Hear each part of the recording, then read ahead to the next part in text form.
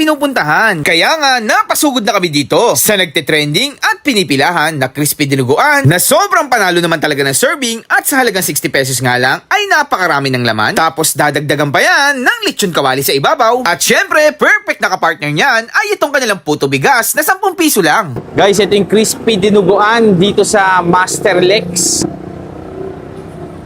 Tapos sasamahan natin ng puto. Woo! Hello, ma'am. Hi, sir. Ma'am, ano pong tinda nyo dito?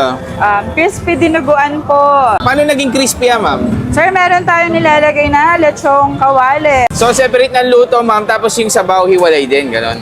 Yes, sir. Magkano naman po yung inyong crispy dinuguan? 60 pesos po per order. Yung puto nyo, ma'am, magkano? Ito nga, sir. Patingin ako, sir, ng puto. Yeah, meron din silang puto dito, guys. Magkano, sir, sa puto? 10 isa. Sige, ma'am, patry nga ako, ma'am, ng isang crispy dinuguan. Ma'am, pwede ba dito